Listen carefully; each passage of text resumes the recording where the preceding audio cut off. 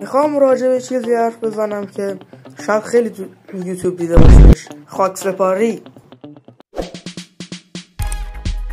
همونطور که اول این موضوع گفتم قبل از اینترو، ممکنه خیلی با این داستان توی یوتیوب مواجه شده باشید که سر این موضوع مسخره بازی در میارن، غذا چی میدن، وا کباب. حیف که تو اون مراسم فیلم برداری ممنوع بود. حالا نمیدونم به دلایل شخصی هر چیزی، ولی بهتون از خنده تبدیل میشدید به یک دیوونه روانی. چیزایی دیدیم که یه چیزو بخوام واسهتون مثال بزنم، این واقعا مسخره بازی نبود. یعنی یارو اصلا در حالی گریه کرد خدا بیاورزتش، همینطور خیلی پررو هم میرفت بغل صاحب مجلس، داداش غذا چی داری؟ صاحب مجلس داشت واسه باباش گریه میکرد، یارو پشماش ریخته بود، داشت چپ یارو رو نگاه میکرد.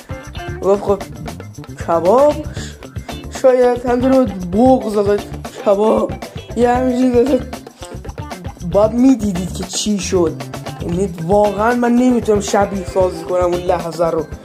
یارو با یه صورت خیلی بشاشی صحنه رو ترک کرد پیش حاضران مجلس که شروع رفت دونه دونه به همه کباب میدن. اگر میخوام یه چیزی اشاره کنم، شما جنگ‌های صلیبی بازی کرده باشید یا کلا بازی قلعه رو بازی کرده باشید، میدونید هنگام بازی اگر دکمه مثبت رو بزنید سرعت بازی بیشتر میشه، سربازا سریعتر راه میرن، NPC‌ها زودتر کارشون انجام میدن و یعنی اون لحظه که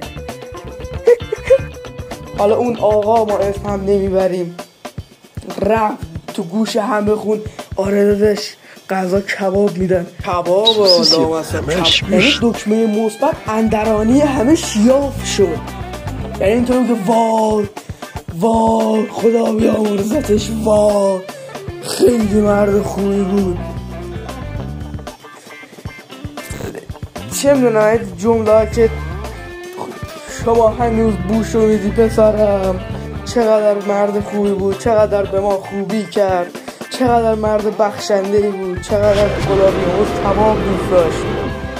یعنی یک بازی هایی بود خودشونو اذیت میکنن. در کل سخن پایانی برای کباب هر کاری نکنید، هفته دیگه برای گفتن نمیمونه. بای بای.